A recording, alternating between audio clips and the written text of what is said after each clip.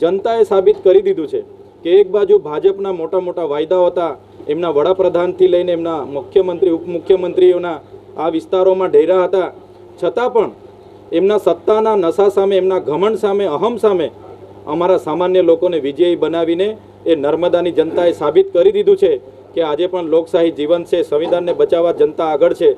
જે પ્રકારના પુરાવા અમારી જિલ્લા પંચાયતના પ્રમુખશ્રીના હસ્તક આવશે, પુરાવાના આધારે જે પણ કાર્યવાહી કરવાની થશે એ કોઈ પણ હશે એમના પર કાર્યવાહી અમે કરાવીશું। આજે આમ આદમી પાર્ટીની નર્મદા જિલ્લા પંચાયતમાં પ્રથમવાર સરકાર બની, શું કહેશો?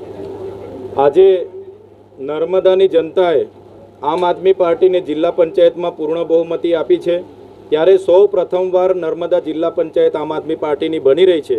એમાં પણ સર્વાનુમતે પ્રમુખ તરીકે અંજનાબેન વસાવા અને ઉપપ્રમુખ તરીકે સંગીતાબેન તડવીની નિમણૂક થઈ છે, ત્યારે એમને હું ખૂબ ખૂબ શુભેચ્છાઓ આપું છું। સાથે સાથે નર્મદાની જનતાનો આભાર માનું છું, ગુજરાતની જનતાનો આભાર માનું છું કે તમારા બધાના સહકાર થકી જ આ શક્ય બન્યું છે।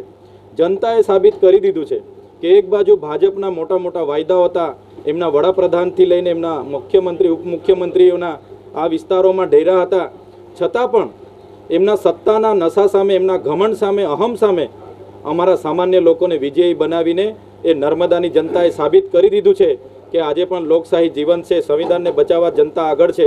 ત્યારે અમે જનતાને ખાતરી આપીએ છીએ, અમારા જિલ્લાના પ્રમુખ સહિતની તમામ સમિતિઓના અધ્યક્ષો અને અમે બધા પરામર્શ કરીને આવનારા દિવસોમાં નર્મદાની જનતાના સમસ્યાઓના પ્રશ્નોના નિરાકરણ કઈ રીતના આવે એના અમારા તમામ પ્રયાસો હશે અને અમે ખાતરી આપીએ છીએ સુખમાં અને દુઃખમાં અમારા તમામ લોકોની સાથે ઊભા હશે।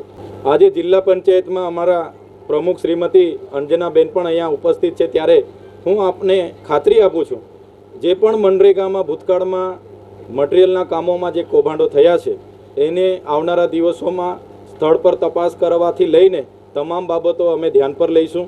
સાથે સાથે નર્મદા જિલ્લામાંથી પર ડે અમારો લક્ષ્યાંક હશે કે પર ડે 10,000થી પણ વધારે લોકોને રોજગારી મળે અને દર વર્ષે બધા જ લોકોને 100 દિવસથી લઈને 125 દિવસની રોજગારી દરેક ગામમાં મળે એ અમારા આવનારા દિવસોમાં પ્રયાસ હશે। ખાસ કરીને નર્મદા જિલ્લાના આદિવાસી વિસ્તારોમાં કેટલો અત્યાચાર થાય છે અને સ્ટેચ્યુ ઓફ યુનિટી પર ઘણા આદિવાસીઓનો પ્રશ્ન છે, એ બાબતે કેટલું તમે નિરાકરણ લાવવાનો પ્રયાસ કરશો?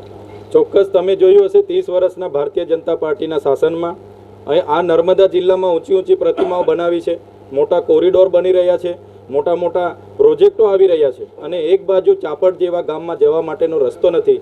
તમને હું પૂછવા માંગુ છું, શું ચાપટમાં રહેનારા લોકો એ માણસો નથી?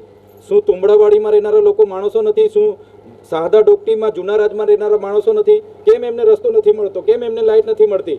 કેમ એમને સુવિધા નથી મળતી? એટલે અમારું પહેલું પ્રાયોરિટી જે લોકો વંચિતો છે, જેમને આજ દિન સુધી એમને યોજના નથી પહોંચી, લાભ નથી પહોંચ્યો, એમને ન્યાય આપીશું। એમને સુધી અમારી યોજનાઓ પહોંચાડીને એમને પણ સમાનતાની ધારામાં લાવવાનું કામ એ આમ આદમી પાર્ટીનું હશે। આજે નર્મદામાં આપણું રાજ આવ્યું છે, આપણું રાજ એટલે આપણું રાજ, ત્યારે માન્ય અરવિંદજી પણ આ શુભ અવસરે અહીંયા પધારી રહ્યા છે અને નર્મદા અને ગુજરાતની જનતાનો આભાર માનવા આવી રહ્યા છે। સાથે સાથે અમે બધા ખાતરી આપવા માટે ખાતરી આપીએ છીએ, અરવિંદજી પણ ખાતરી આપશે કે આ જ પ્રકારનો સહકાર જો 27માં આમ આદમી પાર્ટી સાથે હશે તો ગુજરાતમાં અમે બદલાવ લાવીશું અને આમ આદમી પાર્ટીના મુખ્યમંત્રી ગુજરાતના ગાંધીનગરમાં અમે બેસાડીશું, તપાસ કરાવીશું। જે પ્રકારના પુરાવા અમારી જિલ્લા પંચાયતના પ્રમુખશ્રીના હસ્તક આવશે, પુરાવાના આધારે જે પણ કાર્યવાહી કરવાની થશે એ કોઈ પણ હશે એમના પર કાર્યવાહી અમે કરાવીશું।